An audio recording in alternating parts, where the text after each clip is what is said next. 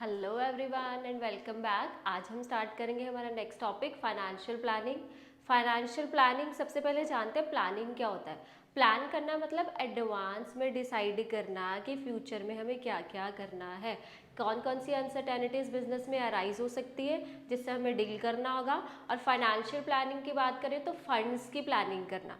Funds की planning करना मतलब कितने पैसों की रिक्वायरमेंट होगी, कब कब पैसों की रिक्वायरमेंट होगी और कहाँ कहाँ से हम पैसों की अरेंजमेंट कर सकते हैं। तो फाइनेंशियल प्लानिंग मतलब एडवांस में डिसाइड करना, एडवांस में प्लानिंग करना कि पैसों को कहाँ कहाँ से अरेंज किया जा सकता है, कब कब अरेंज किया जाएगा। और ऐसा भी होता है समटाइम्स हम आइडल बोरो कर लेते हैं। सरप्लस मनी बोरो करना भी हमारे लिए बहुत रिस्की सिचुएशन क्रिएट कर देता है, क्योंकि उस केस में हमें क्या करना पड़ेगा, जितना ज़्यादा बोरो करोगे उतना ज़्यादा इंटरेस्ट पे करना पड़ेगा। That means it will increase our cost only. तो यहाँ पर हमें डिसाइड करना है कितना पैसा रेज किया जाए, कहाँ कहाँ से रेज किया जाए और कब कब पैसों की रिक्वायरमेंट होगी। चलो पढ़ लेते हैं एक बार फाइनेंशियल प्लानिंग क्या होता है।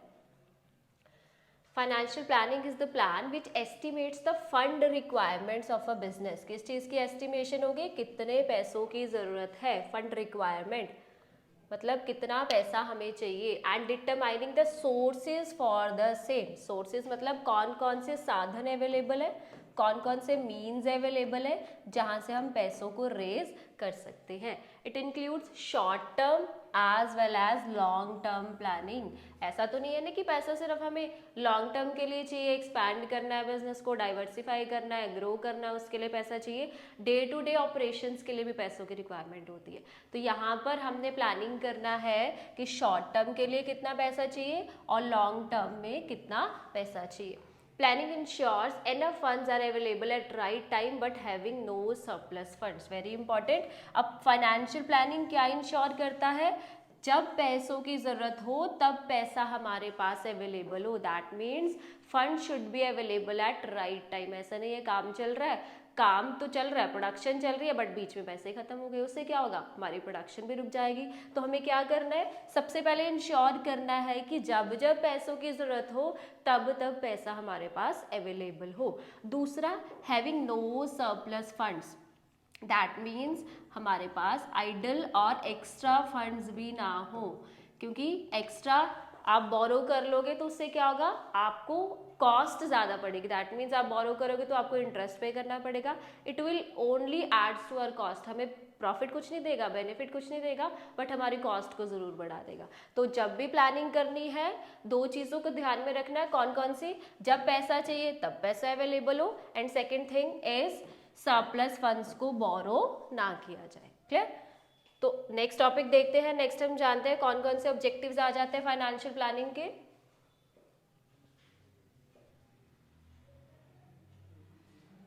Next is objectives of financial planning. अब ऑब्जेक्टिव की बात करें, हमने जैसे अभी डिस्कस किया, फर्स्ट ऑब्जेक्टिव क्या आ जाता है, ensures availability of funds whenever required. मतलब जब पैसा चाहिए तब पैसा हमारे पास अवेलेबल हो। It should be available at right time. Whenever required मतलब राइट टाइम पर पैसा हमारे पास अवेलेबल हो। जब पैसा चाहिए तब पैसे हमारे पास अवेलेबल हो। दूसरी thing, to see that the firm does not raise resources unnecessarily. resources unnecessarily मतलब जैसे पीछे डिस्कस किया, सरप्लस फंड्स अरेंज ना हो। No surplus funds, no surplus fund मतलब एक्स्ट्रा बोरो नहीं करना। एक्स्ट्रा बोरो कर लेंगे तो क्या होगा, extra will adds to our cost only.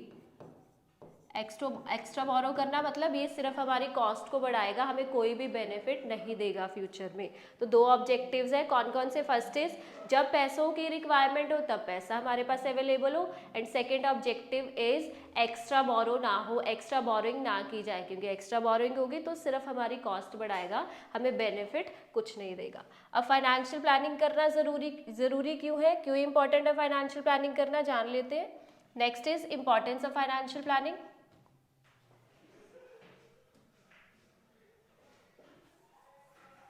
Next हम जानते हैं फाइनेंशियल प्लानिंग हमारे लिए इम्पॉर्टेंट क्यों है। देयर आर सिक्स इम्पॉर्टेंस है जो हमें बताता है कि फाइनेंशियल प्लानिंग करना इंपॉर्टेंट क्यों है। सबसे पहला, it helps the company to prepare for the future. Second is helps in coordination. Third, base for financial control. Fourth is reduces wastage. Fifth is ensuring liquidity and sixth is helps in avoiding business shocks and surprises. Financial planning की 6 importance आ जाती है। अब इन importance को हम detail में discuss कर लेते हैं एक एक करके। First is it helps the company to prepare for future. अब प्लानिंग किसके लिए की जाती है? फ्यूचर के लिए की जाती है। फ्यूचर के लिए करना मतलब future, peeping into the future, future में झांक कर देखना कि आने वाले टाइम में कौन कौन सी अनसर्टेनिटीज अराइज हो सकती है, जिसके लिए हमें आज रेडी रहना है। तो फाइनेंशियल प्लानिंग में सबसे पहले इंपॉर्टेंस क्या जाती है? Preparing for the future. Company को फ्यूचर के लिए प्रिपेयर होना है। कौन कौन सी अनसर्टेनिटीज अराइज हो सकती है जिससे हमें डील करना है।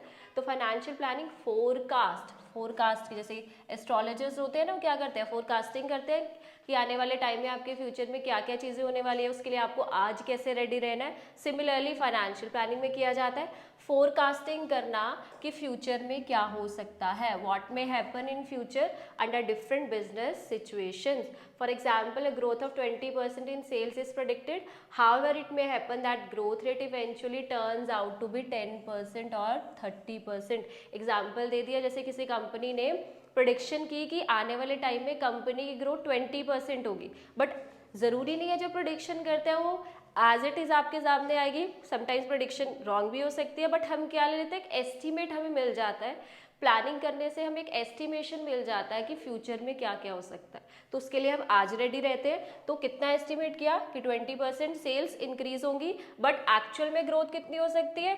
20 से कम भी हो सकती है और 20 से ज़्यादा भी हो सकती है। तो इसके लिए हमें रेडी रहना पड़ेगा। Next is it helps in coordination. Financial planning हमें कोऑर्डिनेशन में हेल्प करता है। पहले से आप प्लान करके चल रहे हो कि कौन कौन से डिपार्टमेंट ने क्या क्या काम करना है, कितने कितने फंड्स की एलोकेशन करनी है, पहले से अगर क्लियर कर दोगे डिपार्टमेंट्स को, तो डिपार्टमेंट्स में आपस में कन्फ्यूजन क्रिएट नहीं होगी। तो उस केस में जहाँ कन्फ्यूजन नहीं होगी, क्योस नहीं होगा, उस केस में क्या होगा? कोऑर्डिनेशन डिपार्टमेंट्स में बना रहेगा। तो it helps in coordinating various business functions, for example sales and production function by providing clear policies and procedures. पहले से ही पॉलिसीज डिसाइड कर दी, प्रोसीजर्स एक्सप्लेन कर दिए डिपार्टमेंट्स को, तो डिपार्टमेंट्स को कन्फ्यूजन नहीं होगी, वो कोऑर्डिनेशन के साथ काम करेंगे।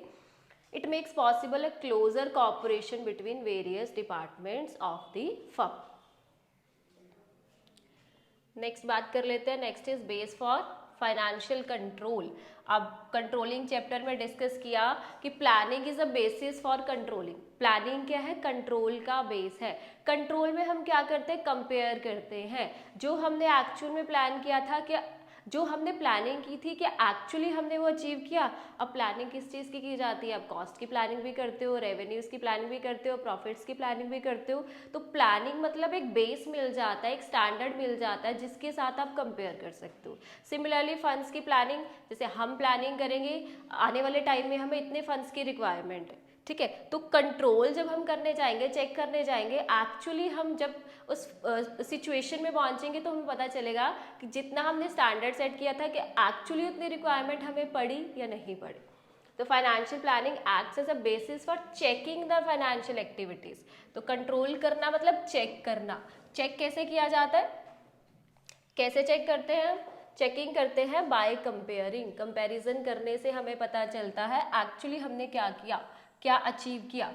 Checking the financial activities by comparing. क्या करेंगे? कंपैरिजन करेंगे। किसके साथ कंपेयर करेंगे? जो हमारी एक्चुअल पोजीशन होगी उसको एस्टिमेटेड पोजीशन के साथ। जो हमने प्लानिंग किया था, जो हमने प्लान किया था, प्लान को हम किसके साथ चेक करेंगे? एक्चुअल के साथ चेक करेंगे कि जितना हमने प्लानिंग किया था एक्चुअल में हमने उतना अचीव किया या नहीं किया। तो actual revenue with estimated revenue and actual cost with estimated cost. जितना हमने प्रोडिक्शन किया था कि कम से कम इतना खर्चा हमें होगा फ्यूचर में, क्या एक्चुअली में उतना खर्चा हुआ या नहीं हुआ। इसमें आपको कौन हेल्प करता है? Financial planning.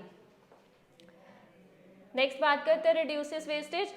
It's quite obvious, अगर आप पहले से प्लानिंग करके चलोगे कि आने वाले टाइम में कौन कौन सी अनसर्टेनिटीज अराइज हो सकती है, कितना कितना पैसा हमें चाहिए, तो मिनिमम वेस्टेज होगी, कम से कम वेस्टेज होगी, क्योंकि हमें पहले से ही पता होगा तो हम पहले से अरेंजमेंट करके चलेंगे। तो detailed plans of action prepared under financial planning reduces wastage. पहले से आपने प्लानिंग कर रखी है, डिटेल्ड प्लान्स बनाए हुए हैं, तो वेस्टेज कम होगी।